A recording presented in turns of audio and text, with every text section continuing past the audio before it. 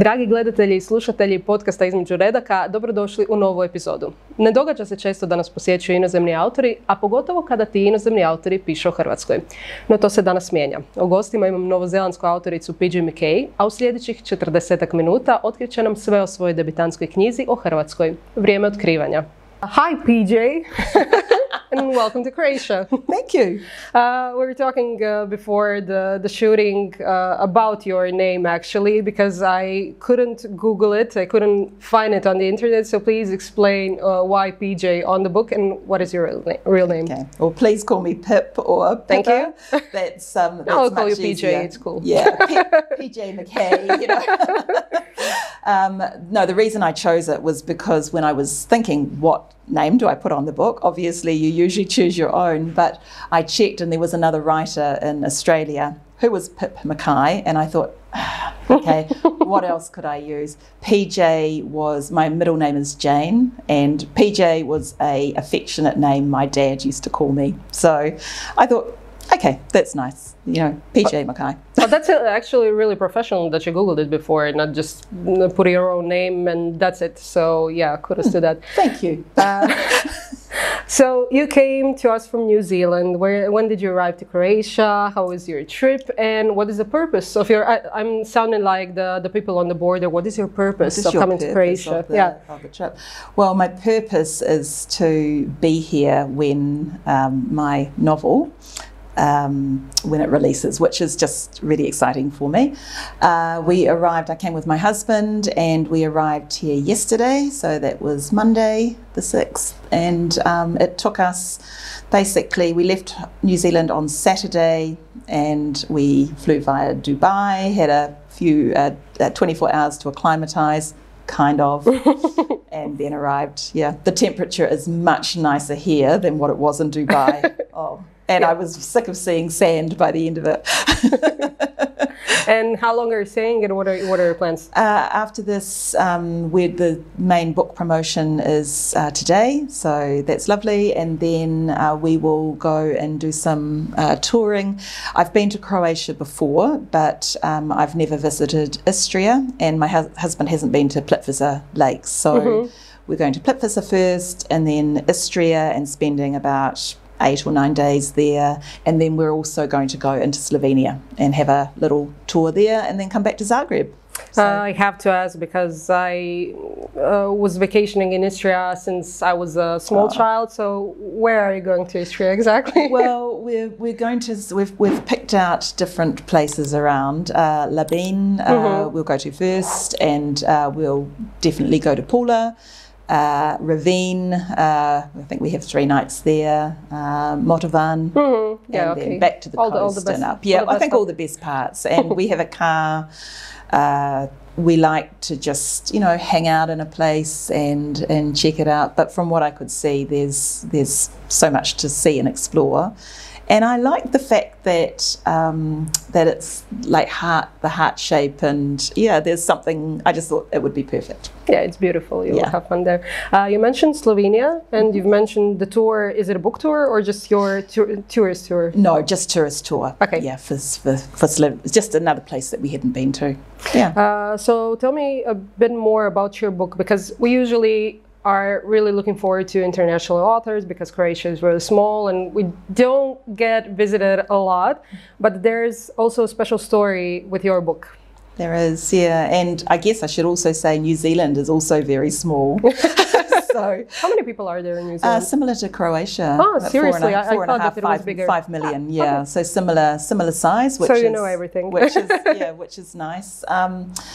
Yeah, and the reason that I'm here is because Zinanya were interested in publishing the story because it has at its heart a Croatian woman, Gabriela, who in the late 1950s is exiled by her family.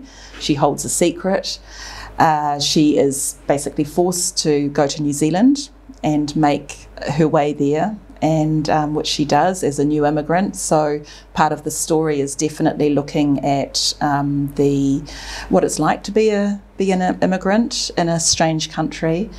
And then the other part of the book explores sort of the mother and daughter relationship, because her daughter Louisa, who is a Kiwi, she's born in New Zealand, but to Croatian parents, she has this passion that she wants to return to the homeland.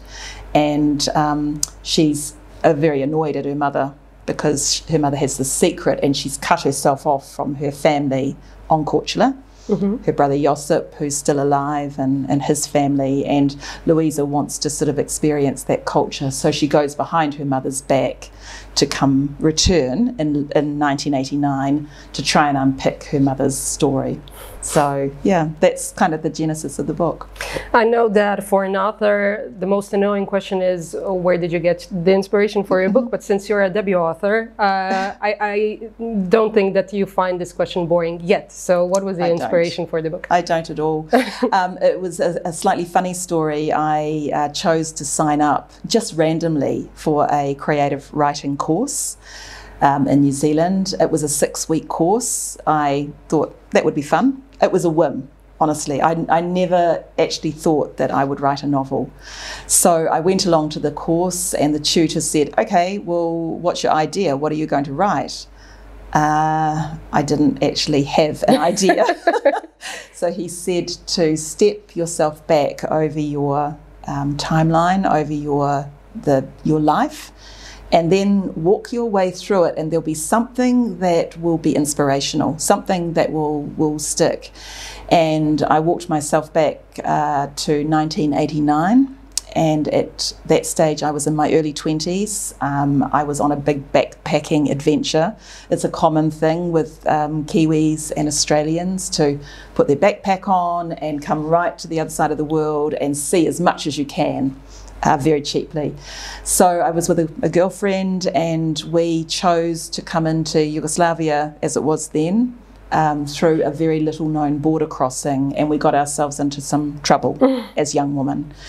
And the other thing that happened, I guess, in coming into Yugoslavia was we were travelling around, and in Macedonia that republic felt as if I'd stepped back in time. It felt very poor. It was like nothing that I had ever experienced. It had a big impact on me.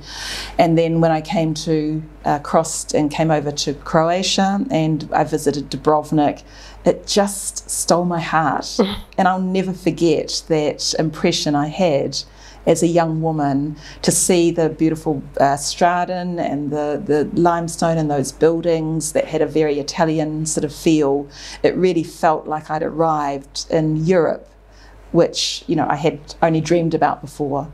So I guess, you know, along with that, as I moved through again, I was in London, the war broke out. That broke my heart. I thought about what was happening in the country. It had a big impact, because I thought, well, we were travelling through as two young women. We were naive to what was happening. We knew there was the inflation. We knew there felt some tension, but we didn't know. We were just travelling through, and to realise how close we'd been to that in 1991, you know, end of 1990, it felt, yeah, it just made me stop and pause and think.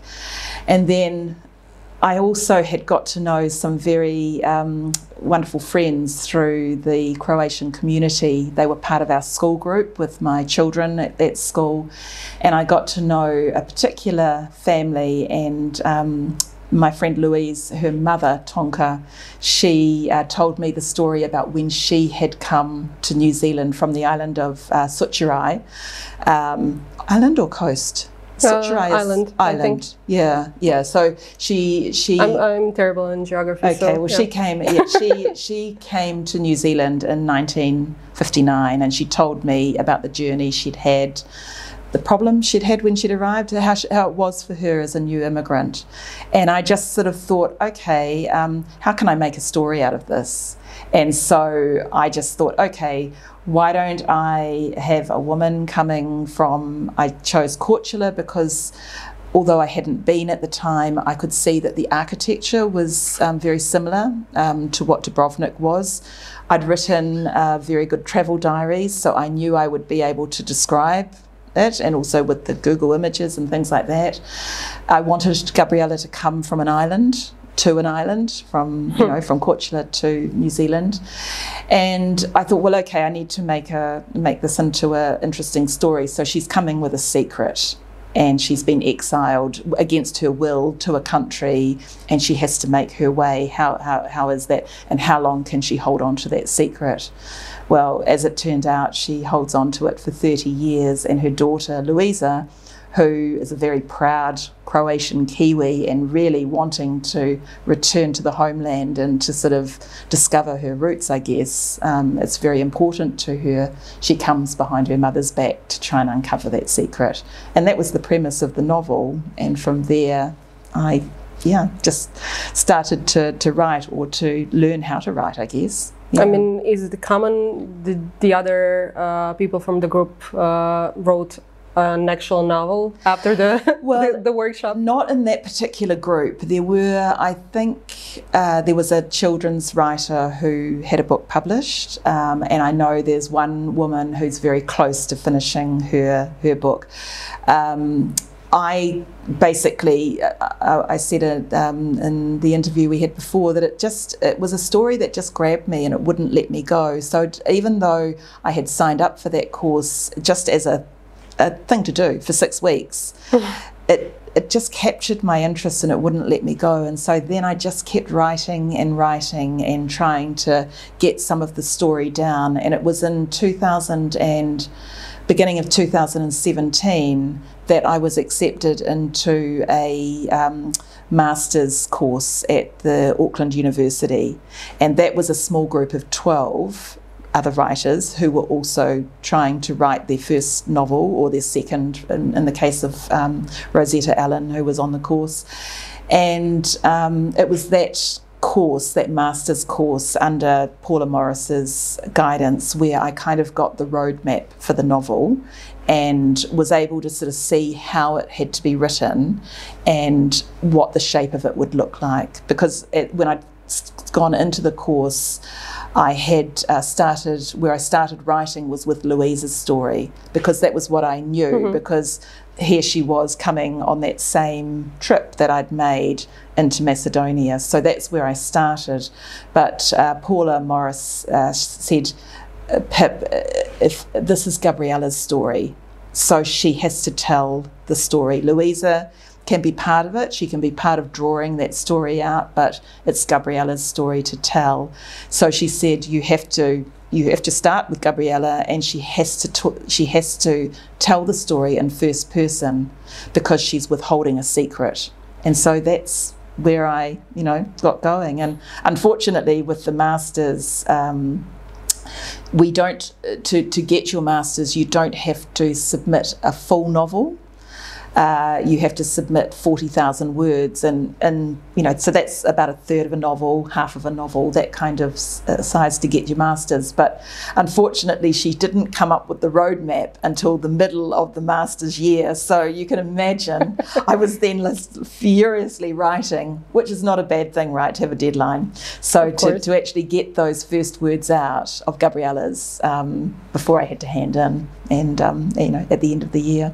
Yeah. When did you sign up for the course, and when did you finish the first draft or the last draft? For the master's course? Well, overall. Overall. Oh, so the when did you start writing? The initial and when course, did you finish? Yeah. So the initial course was in April 2016. No, 2014. Oh. 2014. I did the masters in 2017. I finished the first draft of the novel. On your son's birthday, right? Yeah. On my son's birthday. I was stalking you. Because you were. So being a teenager, and of course it's all about me, he said to me at the beginning of the year, when are you going to finish this novel? You need a deadline. You need a deadline. And so he said, it has to be finished by my birthday, the 13th of June. And honestly, it was no word of a lie that on that day, I was sitting in my office, it was 2:30 in the afternoon, and I wrote. I finished. I just wrote out the last word, how it was going to end, and I thought, that's it. I have written a novel. It wasn't, of course, it wasn't finished then, but I was lucky to be accepted, or to get a chance to have the novel reviewed by a New Zealand novelist through the New Zealand Society of Authors. So she took that draft, and I was, of course, thinking, right, when am I going to publish it? So this is 2018, and she came back to me, I think it was August, and she said she had a page of complimentary things. Descriptive writing is great, immigrant story appeals, it'll be, you know, it's an interesting story, but you're at the stage that many young writers are at, where your characters are there, you're pushing them around the page, they're doing all the things they need to do, but they haven't got any flesh on them. They haven't got clothes, or they don't feel like real people. You need to go back now and sit with those characters and really get to know them. And so that was what I did basically in the next second and the third drafts, is sat down and just worked on fleshing out those characters to make them feel real. So that was for me, that was the best part of the writing, because the story was there, it was just kind of making it better. So I have to rewind for a second. Did you buy your son a birthday present, or was your novel a birthday present? So I finished my novel. I do a few fist pumps in the office, and then he has this strange thing that he loves food, but he always likes to have paella on his birthday. I actually really don't know how to make paella properly. Every time I go to make it for his birthday, I'm getting this recipe, and trying to combine it, and it seems to work out in the end. So yeah, I had to go downstairs, and it was then all about him again. I have a photo of him carrying his paella pan. That's probably like the moment, whoa, she's written a novel. Yeah, and that's it. We can go with our lives now, yeah. That's it. Yeah, we can get on, yeah. So okay, so what was the next step? You finished your first and second and third draft? Yeah, I was lucky through the master's course. My one of the examiners had been a Croatian woman, and her mother had actually come from the Islander choir also in 1959. So she'd taken quite a special interest in the story and hadn't seen it completed. So she said to me, I'd like to, if you would like, I'm happy to review the whole novel, and particularly from that Croatian sort of lens, to be able to have a look to see if anything is out of place. So her name is Dr. Nina Nola, and she took the second draft and gave me advice, feedback on a few things that didn't sort of work, or some things like she said there's no mention of any. We call the dali is the term we use for the Croatian people, and they refer to themselves as dalis. The dali picnic, that should be mentioned in the book, and so those sort of things just help you to go back and then sort of add in details of that, and doesn't necessarily have to be a whole chapter or a scene. It could be just a mention. So those little things she helped me with. And then I guess the third draft then went to an editor, and Stephen Stratford took the words, and he really just he makes them better, It was a learning for me, actually, for the role of an editor, what they can bring to a novel. And as well as being a ferocious fact checker, he was. There's a scene in the book where Gabriella, and this shows you just some of the basic thing, but where she's hanging Rocco, the guy that she's working with, his Y-front underwear on the washing line. And Stephen came back and he said, I'm not sure that Y-front underwear were really a thing in the 1950s. I'm going, really? What planet are you on? Are you a male or what? And he put it out to Twitter, and asked, and suddenly there was this whole, furore coming through on Twitter, and some guy at the university in Christchurch came back and said, absolutely, they were definitely a thing, and they'd been issued to all of our servicemen going off to the war and things like that. But he did he did find things that I'd got wrong. I'd put the Dalmatian Club in the wrong place in 1989. He was really, really helpful in working out a system for threading some of the Croatian language through the novel. So obviously, it's different when it's written in Croatian, but in English, I'd threaded through some Croatian words, phrases that were just sort of brought it to life. And he developed a good system for when to use that, when to not. Then he just this crafting of the words, it was still my story, but it just felt so much better. So yeah, all kudos to editors out there. I think they're an amazing resource. Was it hard to kind of draw back from your novel, because it's your baby, it's your debut novel, and you have to give it to an editor who will scratch out some of your words and sentences and everything, but you seem kind of really grateful I was. For your editor. I think I'm probably a person that I value other people's skills, and I don't think that anybody can be like a total package. For me, my punctuation is shocking. So I knew that I needed to, for that reason alone, I needed an editor. But it was interesting. I think I trusted him so much. I mean, he's one of New Zealand. Unfortunately, Stephen passed away last year, so I feel very sad about that. It was far too soon, but he was one of New Zealand's, best editors, and he was looking at my words. And if he was going to say to me, "You're overwriting this," I would look at it and say, "Yeah, actually, you're right." And so there wasn't very much that I sort of pushed back on. Most of it, and it wasn't. I think also because it was at the stage where it was at its third draft, it had been fairly well worked by that stage. So there wasn't huge sort of cut and slash sort of thing. It really did feel more like polishing. So yeah. And how did you get published in New Zealand? Well, that was interesting. That was a decision I made in March 2020. Stephen had come back with the edited novel by Christmas time of 2019.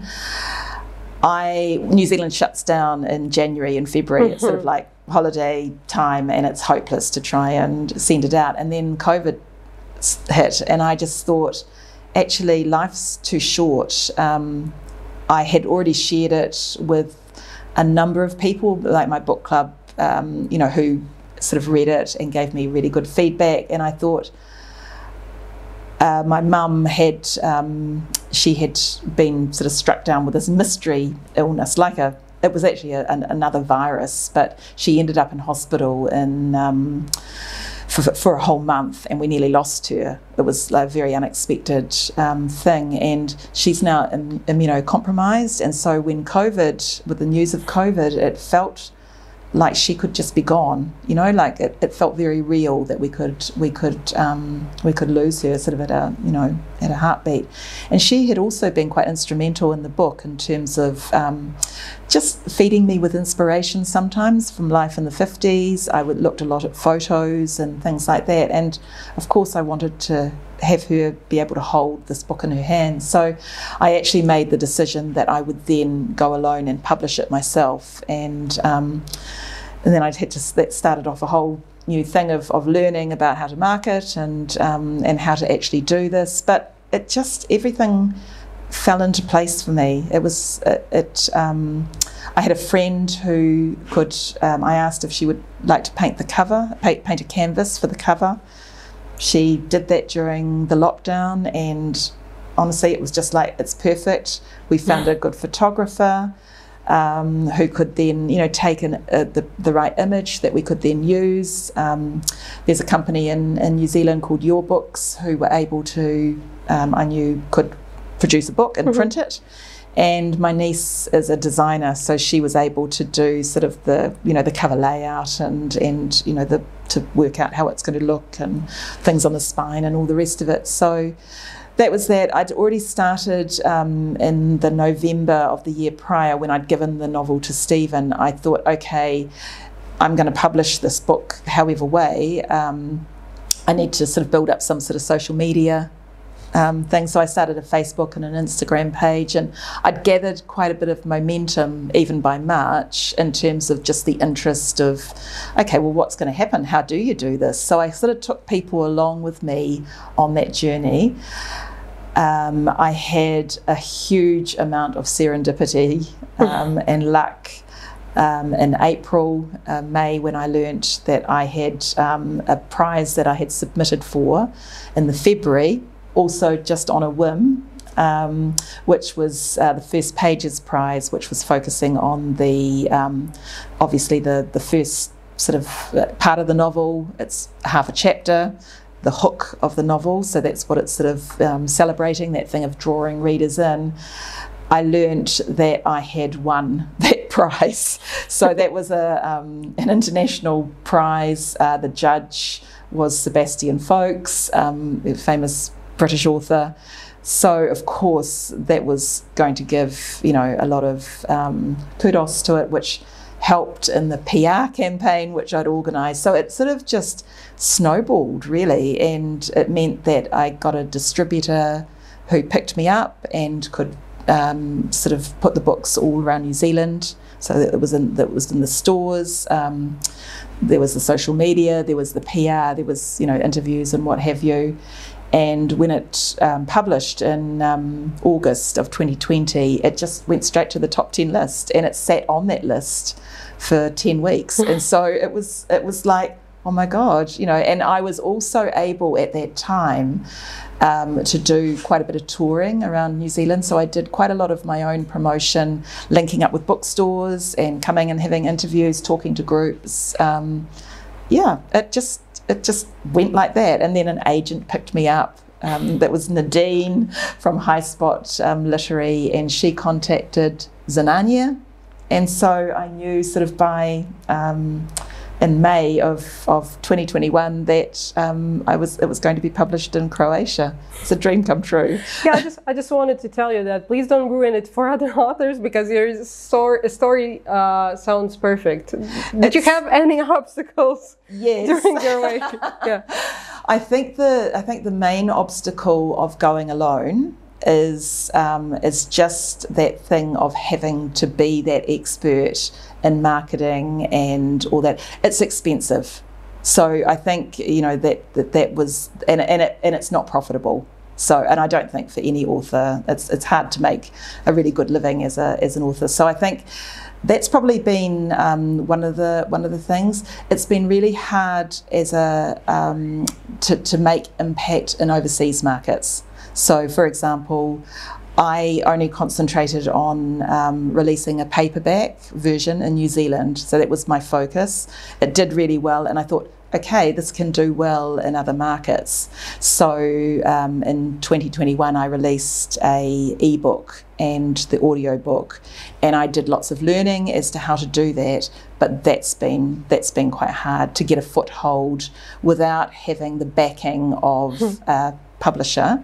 In another country where you're not known has been tricky, and there's no reason why it can't do well in Australia or in America. It's the similar story, the immigrant story, woman, mother-daughter. You know, it's a travel. There's lots of things in there that are relatable, but it's just hard to get that footing. And you still didn't get it right, the footing in USA or Australia. I mean, the book is available through Amazon, an ebook through Amazon. It's done okay, and it gives an income, but it's not. It could do a lot better. The same thing for an audiobook, you know, that was released in October. Again, it's done really well, but there's things you have to do. You have to just, you know, you have to put it up for deals and things like that, and I just haven't got my head around all of that yet. So, yeah. You've mentioned at one point that you were in the office, you were working for a company. Are you still working, or are you a full-time author now? As a result of having written the novel, I was approached by a company called Life Stories New Zealand, and so I've been now writing family stories, so it's true stories for a family. So my role is to listen and to kind of bring that story to life, to make it, a readable I guess to work out what needs to be put in the book and what not, and the family get a nice coffee table sort of style book with photographs and things at the end. So yeah, that's been a really lovely way to sort of get some income as well, from the writing. It was nice to be paid. Yeah, it doesn't happen very often. No, it doesn't. Yeah. So, and I guess like in comparison with working with the Zenania team, it's just been so nice to have people sort of take over that role of the marketing. And you can just be the writer, and I can just be the writer, do your promotion, do your interviews, and that's it. Yeah. So I think having it's not something that I would ever change. And I'm very proud of what I've achieved. But I think having a publisher, to help you along is a really lovely relationship, and one I'd probably like to foster for the future. What are your expectations from Croatian market? Because I don't know how much Sanja told you, but I know that Croatia is really small, but Croatian book market is really small. Croatians don't like reading, I would say, as much as some other countries in our neighborhood. So what's the situation in New Zealand with the reading and publishing, and what are your expectations regarding to it? Well, I think my expectations are just that they're probably reasonably low. I mean, for me to see the book here and to feel like it's come home in lots of ways is really great. I would like readers to pick the book up and to find it's true to its heritage, that there are things in the book that they can relate to, even though it's been written by a New Zealander. I think that they will likely they'll know someone that's gone to Australia or New Zealand, and they will maybe find that interesting to see what that experience might be like. Yeah, and I guess in terms of the expectations, in terms of the market, I think it's probably similar to New Zealand. Like it's only so big. The population is a similar size, and books are books, and they're made for sharing. And so I hope it will be similar to what it was in New Zealand. That it's that market. It's kind of written for that market, and so some momentum can build. It's a great summer read, Were you ever considering during your writing to come to Croatia? I know that you said that you had a lengthy travel diary, but were you afraid of writing about islands or places that you never visited? And were you considering of coming to Croatia while you were writing it? Yes, I was very well. Actually, I didn't let the concern about writing a story that wasn't my own in a way, because there is that thing about cultural appropriation. And when close to when I was finishing it, the book Dirt Music came out in America, and there was a huge uproar about the author sort of writing about the Mexican people when it wasn't her own culture. So when that came out, I went, oh, okay. But I think I also view it as quite a universal story, and I think I'd had so much help and also some support through the Croatian club in New Zealand. So I just thought, I don't think I really sort of thought too hard. And I think actually the fact that Zenania picked the book up, that's for me is an affirmation that you did something right. Just an affirmation that that it is true to its culture. And we were talking last night, and I'm quite a perfectionist, I guess, in terms of, and my background is in research. So I think that whole thing of researching something and feeling that you've got that right is really important for this type of novel. So there was a lot of research, including, you know, going and reading books by Croatian authors in New Zealand. We don't have many, but Amelia Batistich is probably the most well known, and you know, she died, but her books are there, and they're sort of that example. So I went back and used that. Watched a lot of sort of interviews and videos on TV to kind of, you know, just to pick up certain things. And sometimes I think that an outsider can sometimes more easily see the things that are unique or that really define a culture, rather than getting too bogged down with a lot of the heart stuff that comes into it. So I think there's some advantages, but yes, I was worried.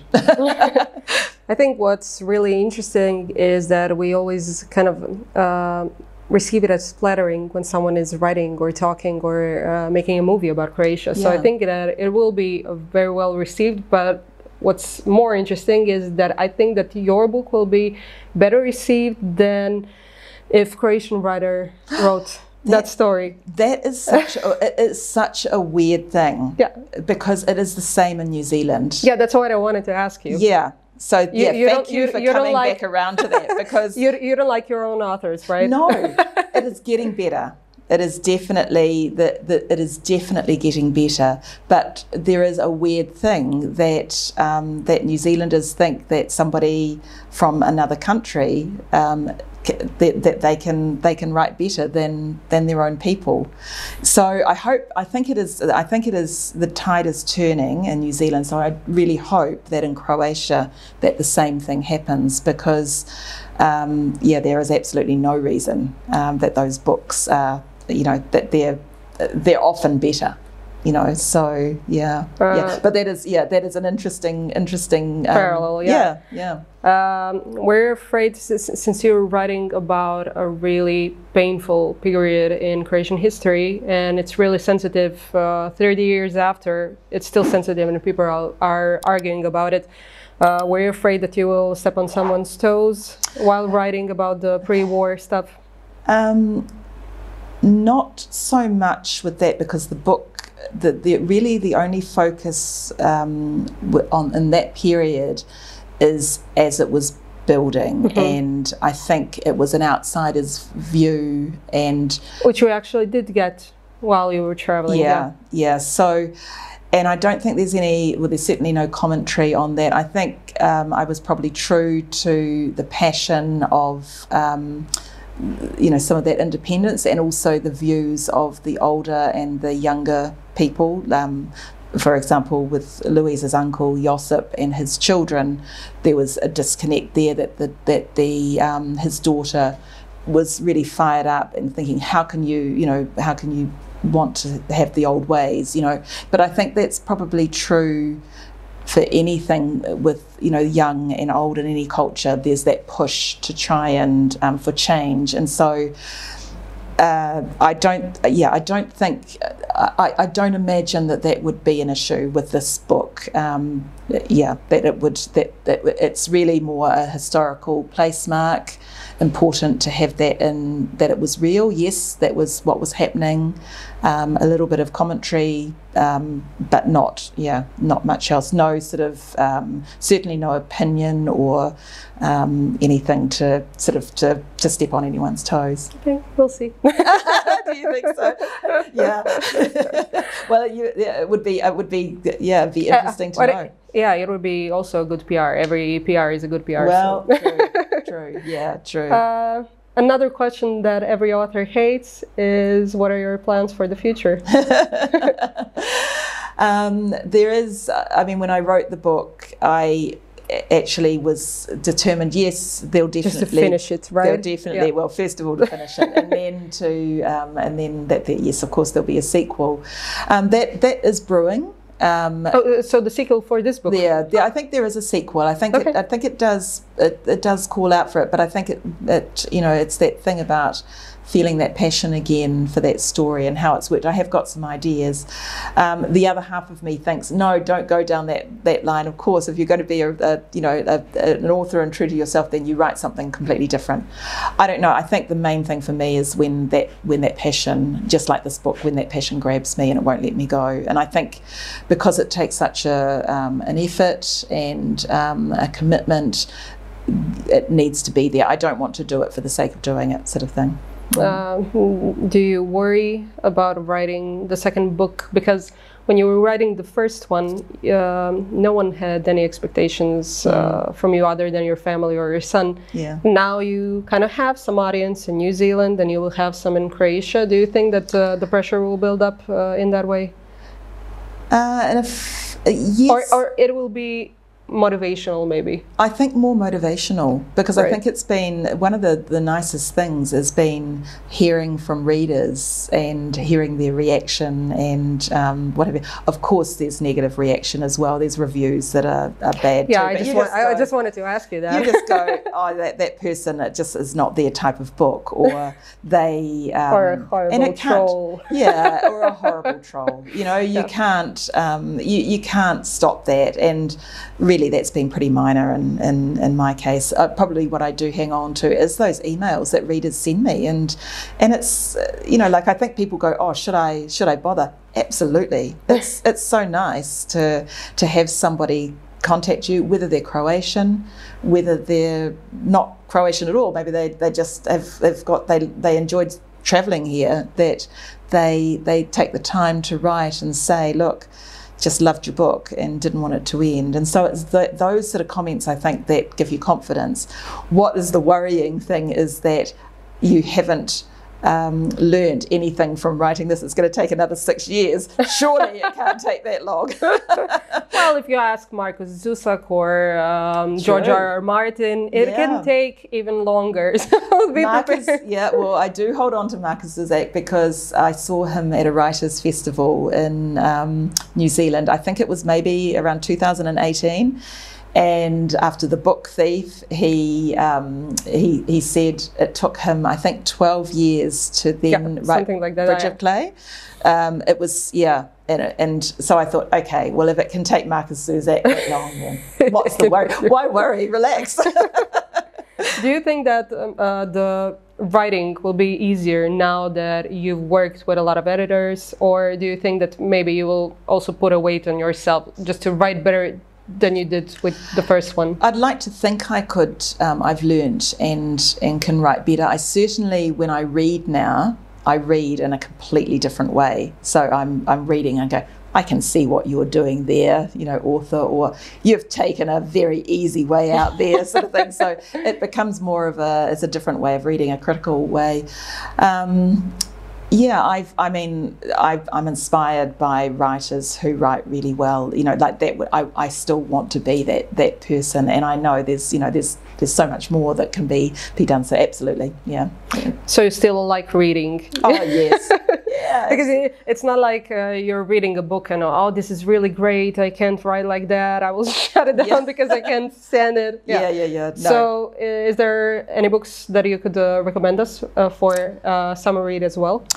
Well, it depends. I suppose there's always that thing about the type of books that you like. I have, having had the conversation about the New Zealand authors, I have been having a real session on New Zealand authors, and there's plenty I could recommend through there. The latest one I read was by a woman called Gigi Fenster, and it's called A Good Winter, and that is kind of like a psychological sort of deep dive into a fairly unusual woman's psyche. But it was written in a way that was so unusual and so compelling that it's a completely different book to my own, but I would certainly recommend that. And the other one that I've read recently is by a woman called Sue Orr, and it's called Loop Tracks, and that's also quite focused on women and women's issues, but beautifully written. So I think I admire writers who who write well and who capture me and perhaps take me away from that thing of assessing it to actually just the joy of reading and just enjoying being, carried away by a book. The other one that I loved recently was The Lincoln Highway by Amor Towles. I think he's a fabulous writer, and that book I thought was fabulous. Yeah. Just to take on a full circle with your book, you told me that you had a friend Tonka and her daughter Louisa or Louise. Louise, yeah.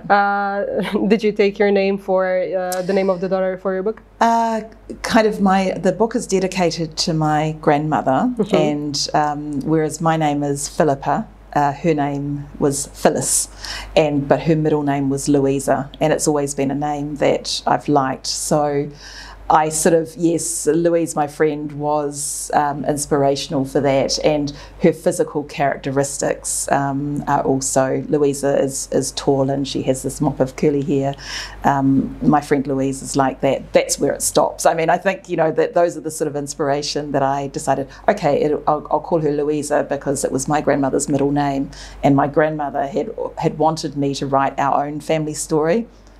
There is nothing to tell. It would not be a very interesting story. But she said to me, I remember even as a little girl, she said, you're going to write a book one day. And of course, at that time, I thought, oh, yeah, right. But when I did, I thought, okay, well, I have to dedicate the book in memory of her. Yeah. Oh, it's beautiful. I have to end this conversation on a really strange note. Oh, okay. With two questions, which I hope that you will answer positively to. Do you like cats? Do I like cats? Yeah. No. Is that... Well, that pretty much bums out my second question. Do you know about mittens? Mittens? Mittens, yeah. As in mittens on a cat? Or mittens, like mittens as in the... It's a really famous New Zealand cat. No. You don't know about... I mean, there's a group... I know about the sheep. No.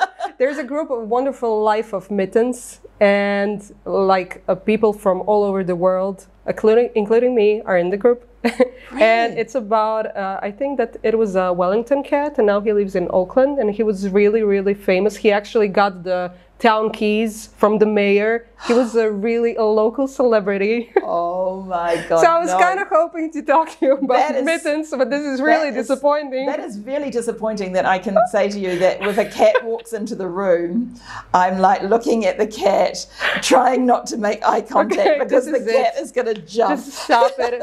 We're done. Go visit Croatia. We will not speak anymore. Okay, this is a hard pill to swallow, so I'm now going to go back and really find out about mittens, and maybe it could be inspirational. You know, when you asked me if we're doing this in one take or we can cut it, I think that this is the part where we'll cut it. Just skip to the part where I wish you farewell. I wish you a lovely stay in Croatia and, of course, a lot of fun on your book promotion, which is happening today. And I'm really looking forward to track your book results because I'm really curious, and I'm really looking forward to you as an author and your second book, which will hopefully come sooner than 6 years. Yeah. Because really, part of being back in Croatia is to feel that inspiration again, and I think, I don't know if I did mention, but I did come back in 2016. No, you didn't. I wanted to ask you that. And I did then visit Korčula, and that's what I asked you, if you wanted to visit Croatia during your writing. And you didn't mention. Did we get distracted?